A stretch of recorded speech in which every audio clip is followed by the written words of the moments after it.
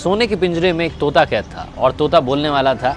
राजा जी के यहाँ पर यह प्रथा थी कि महीने में 2 बार कथा होती थी और कथा सुनाने के लिए जब भी पंडित जी आते, जब भी वो अध्याय खत्म करते तो हर अध्याय के आखिरी में कहते हरि मिले तो बंधन छूटे। और जैसे ही पंडित जी ये कहते तोता कहता पंडित झूठा है।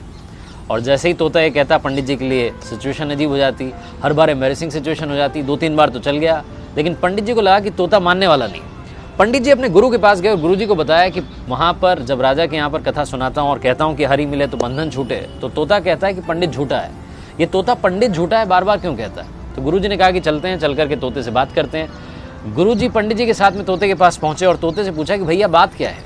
तो तोते ने बताया कि गुरु जी एक बार मैं एक ऋषि के आश्रम में पहुंचा, वहाँ पर मंत्रोच्चारण हो रहा था, जो उनके शिष्य थे मंत्र बोल रहे थे। मैंने एक मंत्र सुन लिया और मंत्र याद करके मैंने रिपीट कर दिया।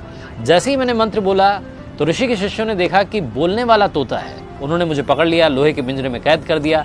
एक बार ऋषि के आश्रम में उनके एक शिष्य थे, सेठ जी, वो आए। उन्होंने मुझे देखा कि बोलने वाला तोता है, वो अपने साथ में ले गए और ले जा करके मुझे चांदी के पिंजरे में कैद कर दिया।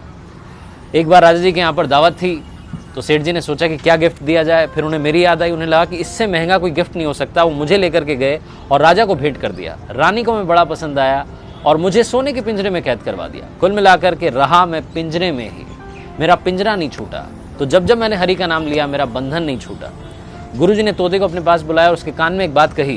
गुरुजी पंडित जी को लेकर के वहाँ से चले गए। अगली सवेरे जब सुबह हुई तो राजा के सेवकों ने देखा कि पिंजरे में तोता मरा हुआ था, उल्टा पड़ा हुआ था। उन्हें बड़ी चिंता हुई और राजा को बुलाने गए। पिंजरे का गेट खोला और जैसे ही गेट खोला तोता उड़ गया और उड़ते उड़ते बोला गुरु मिले तो बंधन छूटे। इस लाइफ में सही गाइडेंस का होना बहुत ज़रूरी है। आप किससे सलाह ले रहे हैं बहुत ज़रूरी है। अगर आप गलत आदमी से सलाह लेते रहेंगे तो आप गलत दिशा में बढ़ते जाएंगे और आपका कुछ नहीं हो पाएगा।